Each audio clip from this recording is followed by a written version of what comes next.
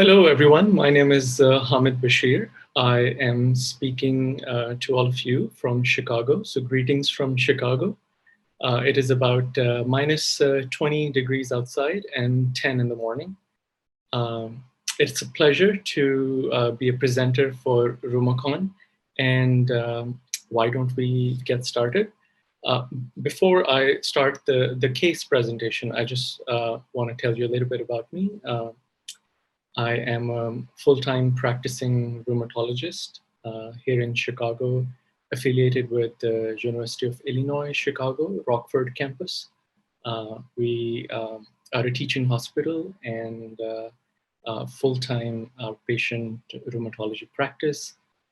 We see a wide variety of rheumatologic disorders. One of the cases we saw recently, we'll be discussing that today. I graduated from the Aga Khan University in Karachi, although my home is in Lahore. And after that, I came here to do internal medicine residency and fellowship in rheumatology at Washington University. So without further ado, let's go ahead with the case. We had an 80-year-old man with chronic kidney disease who presented to our emergency department. He had fever and chills for a day. And then he also reported abdominal fullness, anorexia, and weight loss for the last 3 months. Patient was diagnosed with a complicated UTI of Pseudomonas, and the antibiotics were started in the emergency room, and he was admitted for admission because of certain abnormal labs and imaging, which I will present to you right now. This is the lab data. You can see the white count is significantly elevated. In the biochemistry labs, patient, his creatinine had gone up from his baseline of 4.2.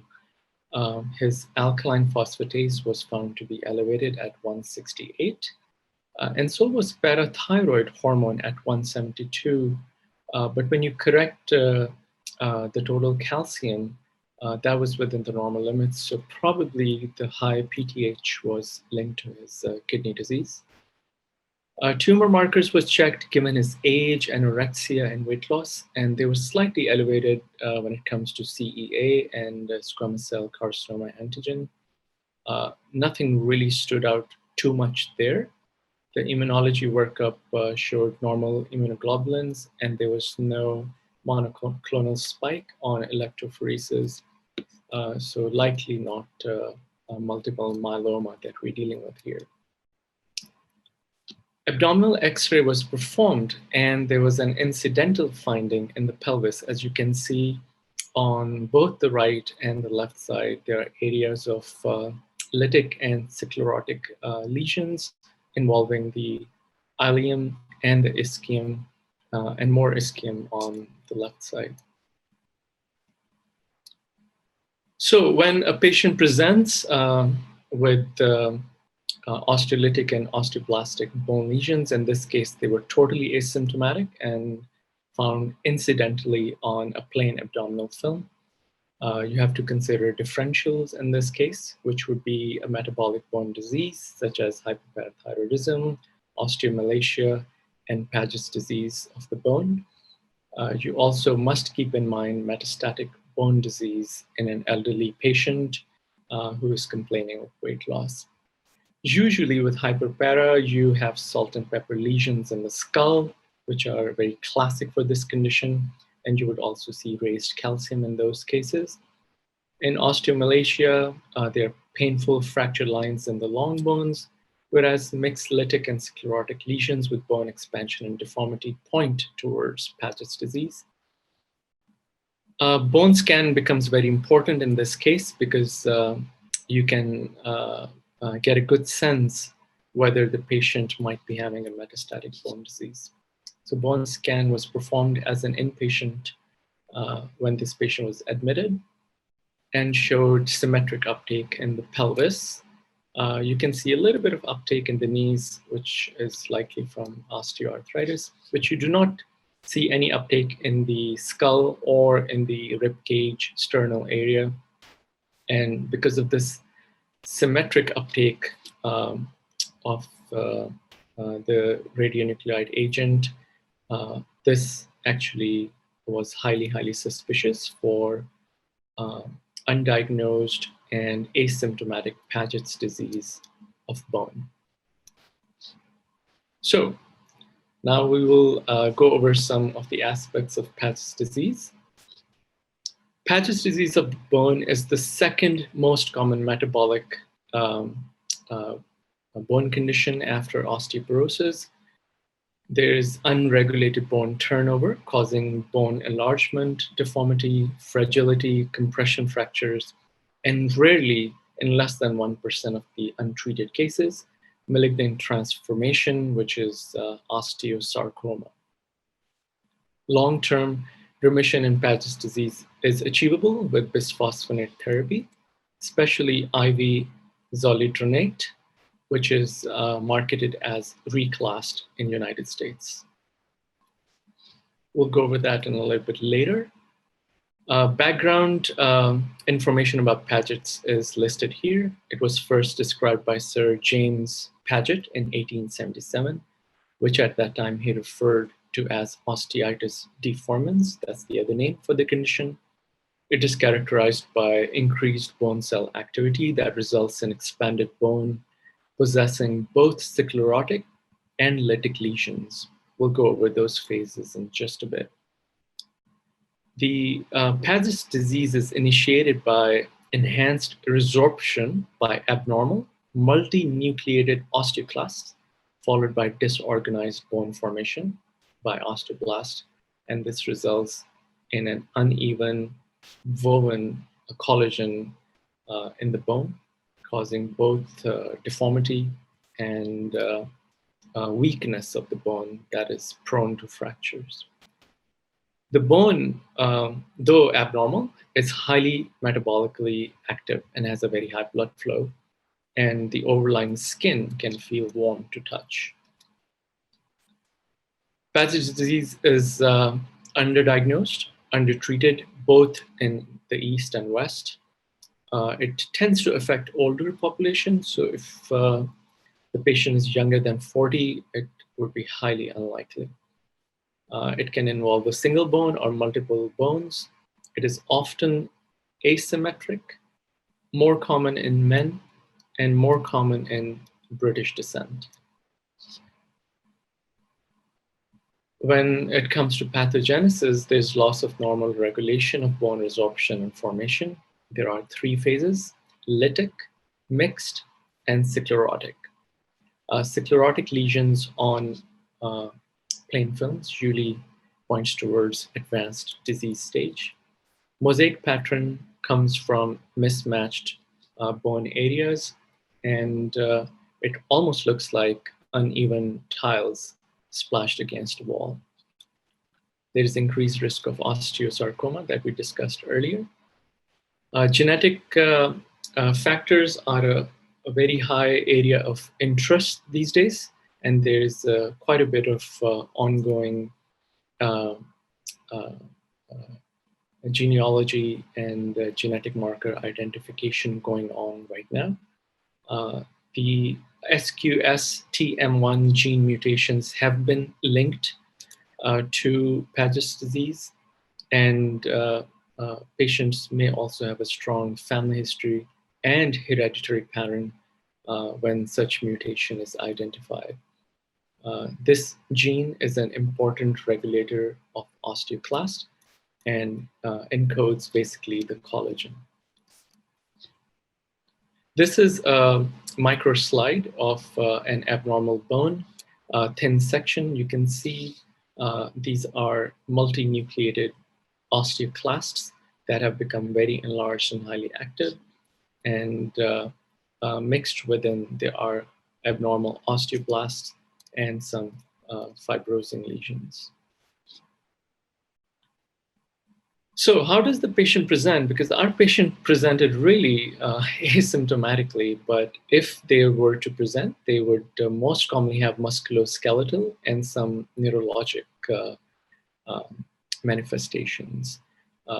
Cardiovascular and other metabolic symptoms are highly unlikely and rare. Patient can present with bone pain.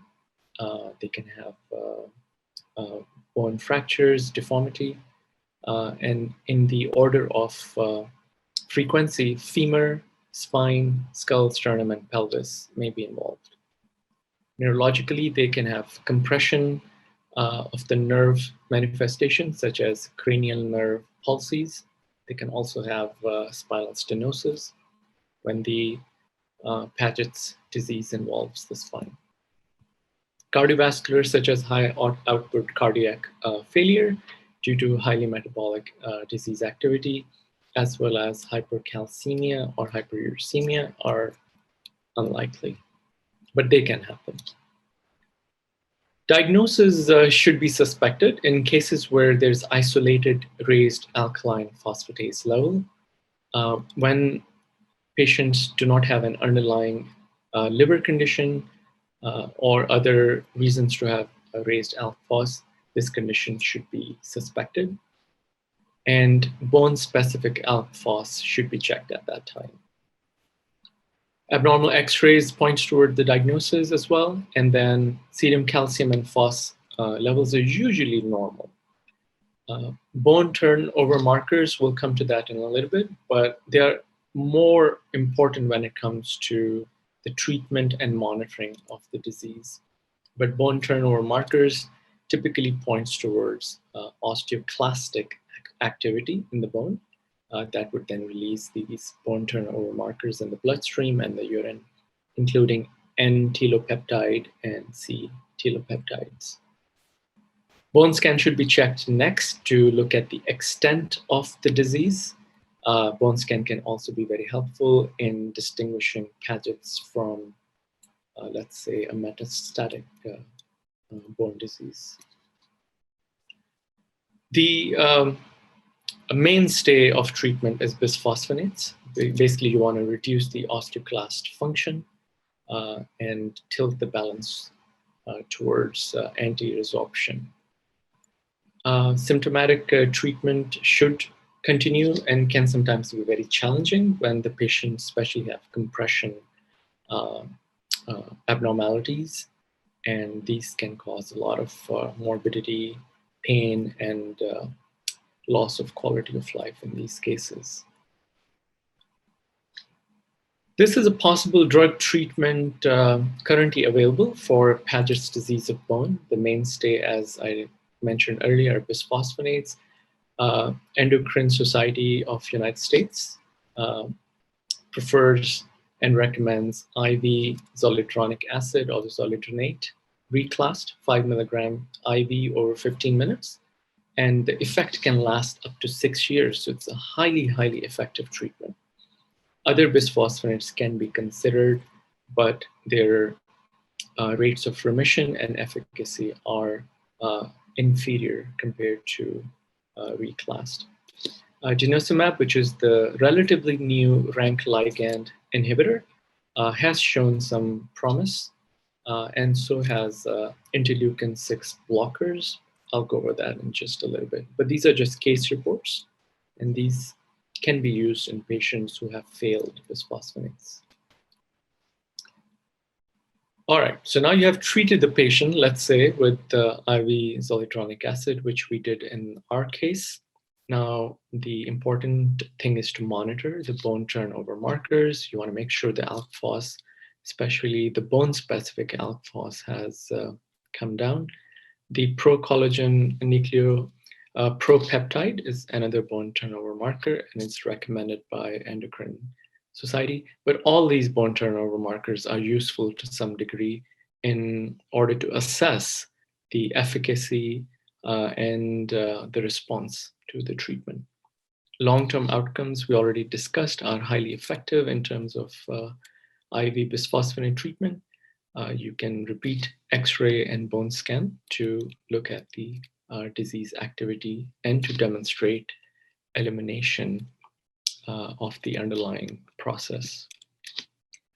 This is just a quick mention. PRISM study came out approximately 10 years ago. It was done as a randomized clinical trial in the UK, where they wanted to assess whether it made any difference in Paget's disease patient, whether you treat them just symptomatically or intensive treatment to reduce disease into remission by following their ALK phos and bone turnover markers. And the results showed that it did not make any difference to the quality of life of these patients, whether they were treated upon symptoms or goal-directed approach. New targets I discussed earlier are rank ligand inhibition, which is called denosumab in the United States and marketed as Prolia. It's a sub-Q shot every 6 months in the dose of 60 milligrams and has shown to reduce osteoclastic activity in Paget's disease, especially to those patients who have failed or have had side effects to bisphosphonates. Interleukin-6 blocker here is marketed as Actemra. The generic name is tocilizumab, and we commonly use it in rheumatoid arthritis. But the research has shown that IL-6 is also overexpressed in Pagetic osteoblasts, and IL-6 blocker may be another target. But again, there are just a few case reports at this point. The initial assessment of biochemical and clinical response to treatment is done, followed by between 3 and 6 months. You need to follow up these patients to make sure that their ALK phos continues to drop. They do not develop any further manifestations or complications of the disease. And at these intervals, most rheumatologists would repeat either a plain film or a bone scan. And then you can monitor these patients annually afterwards. I have sent some of these patients to pain management, to orthopedic surgery, as well as to neurologists based on what manifestations are bothering their quality of life the most. You are welcome to retreat these patients with either bisphosphonates or rank ligand inhibitors when they become symptomatic or their bone turnover markers start to rise again, which would point towards increased osteoclastic activity, hence more lytic lesions, and then into the sclerotic phase. So this was not a very long presentation because Paget's disease is relatively straightforward. Once, obviously, it's recognized and the treatment has begun, that's where we find it the most challenging because many of these patients could be asymptomatic. It can cause pain and result in considerable morbidity. So an older patient presenting with the pain in the long bones, especially femur, sternum, pelvis, skull, should be evaluated for this condition, especially if their alkaline phosphatase is raised in the absence of liver disease.